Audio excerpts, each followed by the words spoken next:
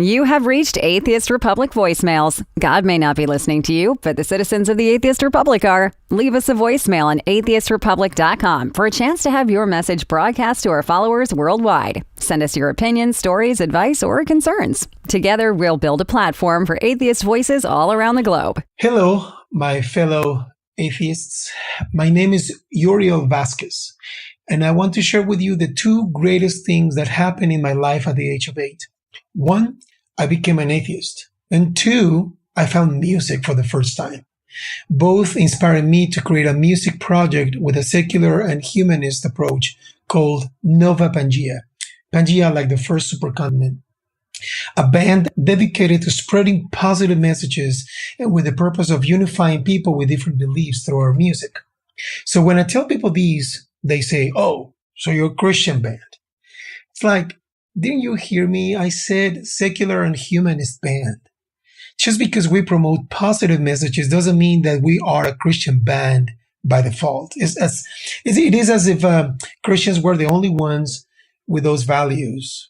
And I found that very questionable. So they asked me to tell them more. So I explained Nova Pangea addresses youth challenges, including school dropouts, gangs, drugs, domestic violence, and bullying, all with a secular or a humanist approach. So they go, "So you're not a Christian band?" No, we're not. We're a secular and humanist band that also promotes awareness about peace, animal rights, environmental protection, and the human condition. "Oh yeah, but God is the answer for that. You should become a Christian band." As annoying as it sounds, it makes me think, what makes them believe that they are the only ones entitled to claim that if it's about positive messages or positive music, it's a Christian band? Well, maybe it is because we, atheists and humanists, we don't talk about our beliefs and projects as much as they do. Or maybe because we are not as supportive as they claim to be. I don't know.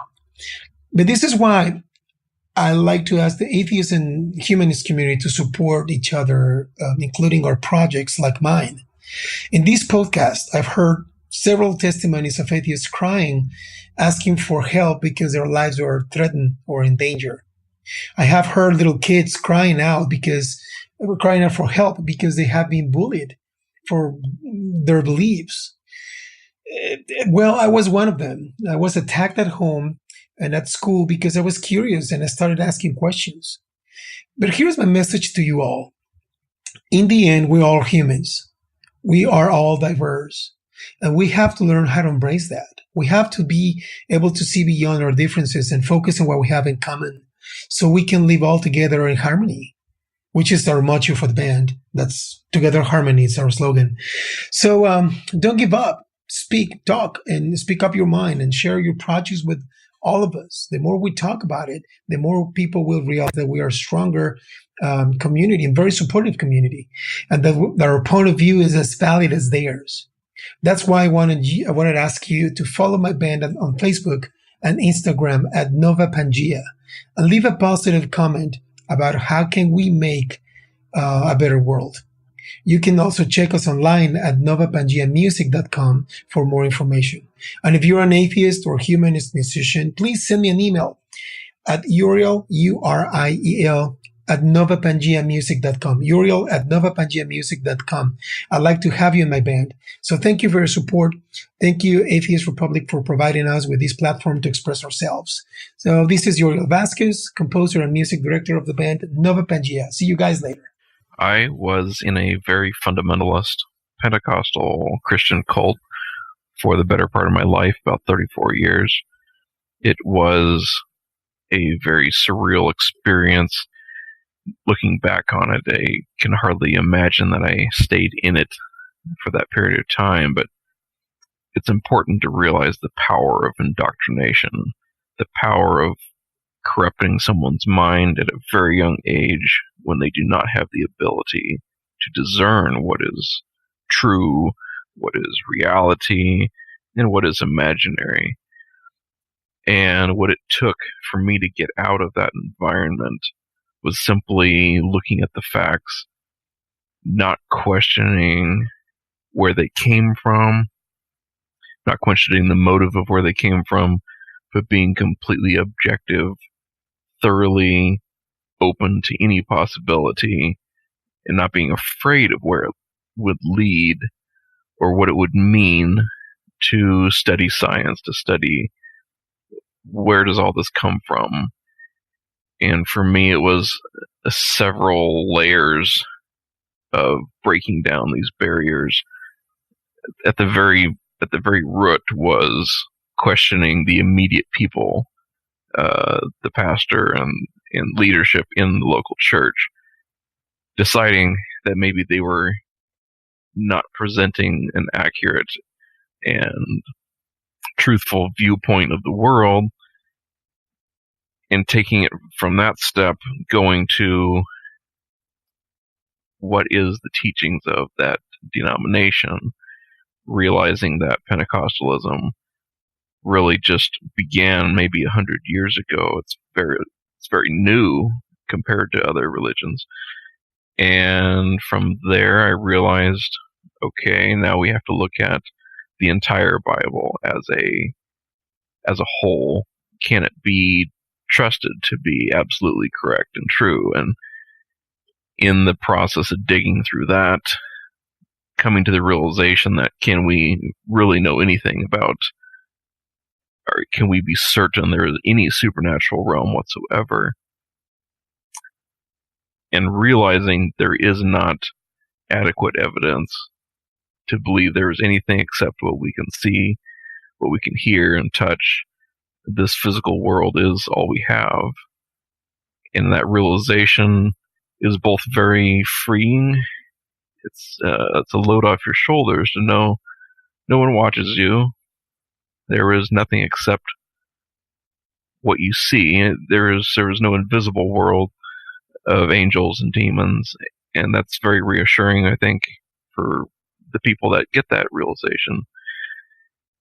And you can sleep at night knowing that you're not in risk of dying suddenly and you're condemned to an eternity somewhere that you don't really have a lot of control over where you go. And that's a huge comfort. That fear is what motivates so many religious people. The fear is what keeps them from really making any effort to learn and to grow beyond what they know. And so I'm starting life over, and it's a good life being free from religion. It's a better life, and I want nothing more than to help many other people achieve that and help other people answer those questions, no matter where they lead. Hello, everyone. This is Azza. I'm originally from Sudan. I grew up in the United Arab Emirates and have become an ex-Muslim around 3 years ago, mainly due to the horrific Islamic history that's been hidden from us in our moderate schools. I have grew up in a moderate society, yet here in the Middle East, Islam blends so badly with our culture. Our identity started to fade away with those traditions inspired by the Islamic rules. Our society became conservative by nature, even the most moderate one. Therefore, human rights, women's rights, freedom of choice, and freedom of speech don't exist in here.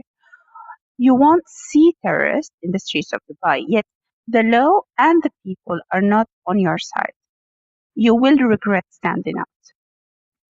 In our schools, we only learn the good things about Islam and the history of Islam and Muhammad. We never got exposed to the bad things.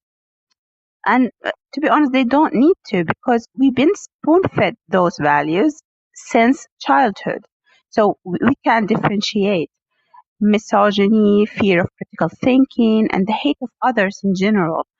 I mean, when I say others, I mean those who differ from us, those who don't accept our faith. So those things that became so automatic that we fail to see that it is wrong. The society, for example, would see a victim standing out to domestic violence as bizarre and rebel.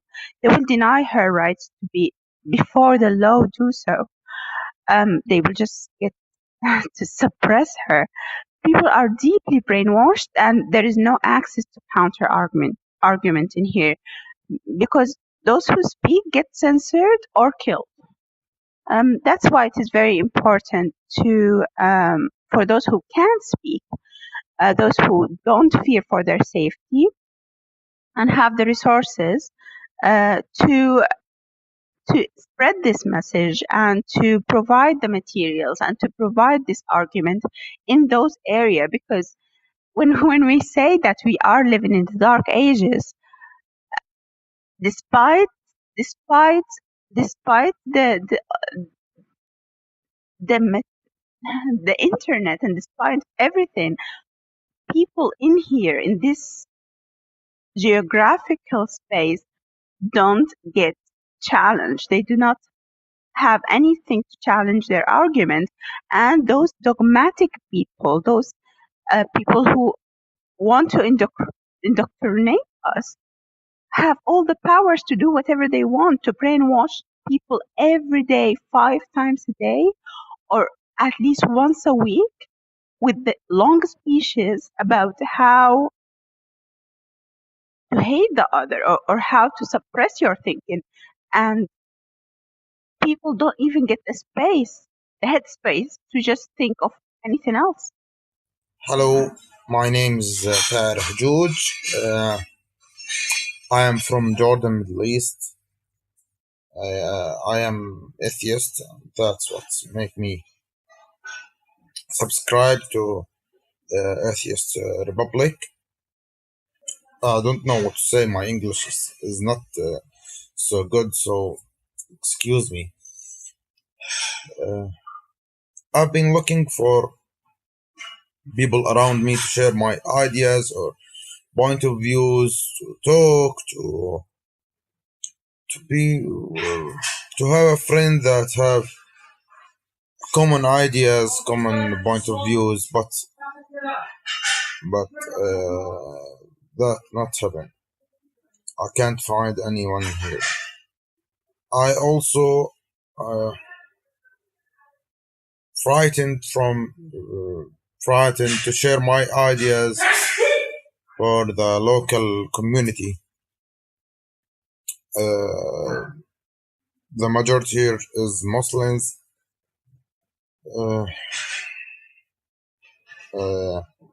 and they will refuse me and refuse my opinion. So,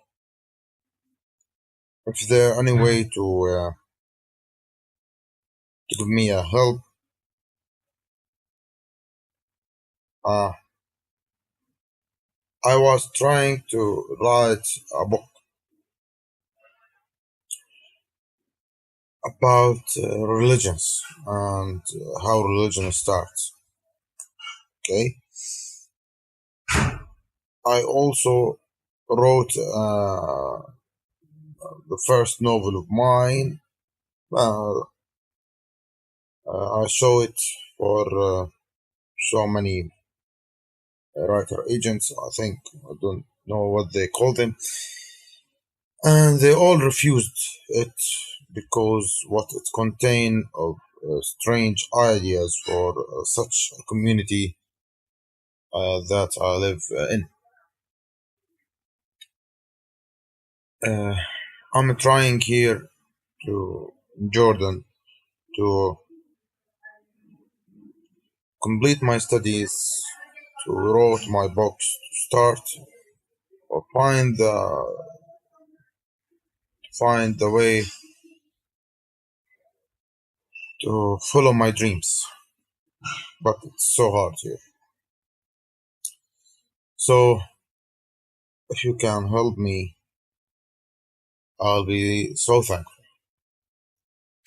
Thank you again. This is Sarah George. Hello, Atheist Republic. I would not like to mention my name, but I would like to request Atheist Republic to know about me, and if you could offer me help, I would be very glad to make my story short. My situation is a little bit complicated at the moment. I'm from Africa, but at the moment I'm in the Middle East, working in the Middle East, and um, I'm an ex-Muslim. I was raised a Muslim, and I went to the madrasa. I know about the Quran, but it's not into details like now as I know it into details. And I left Islam for so many reasons. I don't have enough time to explain my reasons, but my situation at the moment in the Middle East is that I escaped from my sponsor, so at the moment I'm an illegal expatriate in the Middle East. I would not like also to mention the country for my safety. So right now, what I want to do right now is I want to work a little bit to be able to save enough money so that I can buy my own ticket and go back to my country. That is, if I don't get arrested by the police, even though it's a little bit safe. The possibility that I can get arrested by the police as an illegal expatriate in the country is low.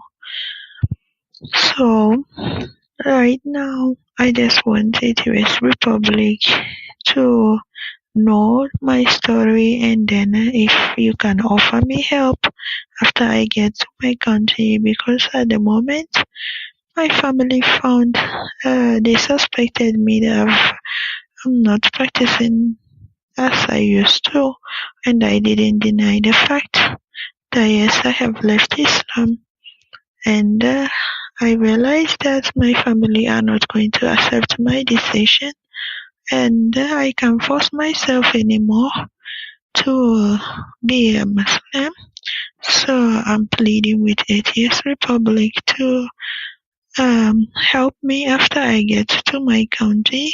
Maybe I will work in the Middle East for at least 1 year to be able to raise some money. So maybe by the end of this year, I will start preparing myself to go home.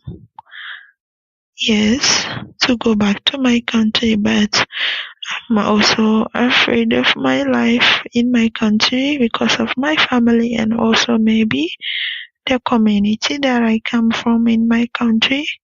Even though my country is a democratic country, but I'm afraid of my family and my community. So I would like to plead with Atheist Republic to offer me help, to help me to go to any country that I will be safe. So please, I'm pleading with you to please help me, because right now I don't feel safe anymore, but I just pretend so that I can be safe, but I can pretend forever. There are a lot of people who want to hear from other people's story to be able to get hope in their life, right? So please, Atheist Republic, I'm applying with you, and I will leave my email address so that you contact me, and I'll give you my real details and my full details, so that you will know whenever I get to my country, we will be in contact, so that if there is any help that you can offer me. Thank you very much, Atheist Republic, and I will be expecting your email. Thank you. Hi, this is Armin Navabi from Atheist Republic. In response to the last message, I just wanted to mention on atheistrepublic.com, under the resources tab, there's a guide for asylum for people that are at risk. There's some instructions on the best methods to go about it, but it also has at the very end of the article, there are some links to resources and people that might be experts that might be able to assist you with the process, especially atheists, ex-Muslims. There's a different, more experienced organizations that we work with, that we have sent cases to. that we trust. The links to them is at the bottom. So go read the article, check out the links at the end of the article. And also, if you there's a comment section at the bottom of it, that if you have a Facebook account that doesn't show your name, you could also comment there, or also engage with a lot of people there that are having a discussion. But the resources at the end of the article is it's a very useful list of places where you could reach out to with people that have the experience on to give you the exact advice. All the advice that we could find, we basically compiled and put in this article. But there's also a lot of people that could have a lot more hands-on approach in helping you out and give you tips. So go to atheistrepublic.com. Under resources tab, there's a page that takes you to the blog post about how to get an asylum. Please consider supporting us by sharing the podcast with your fellow heathens, or donating by going to atheistrepublic.com and clicking on support. Subscribe to Atheist Republic voicemails on iTunes, Stitcher, or your favorite podcast app. And please leave us a review.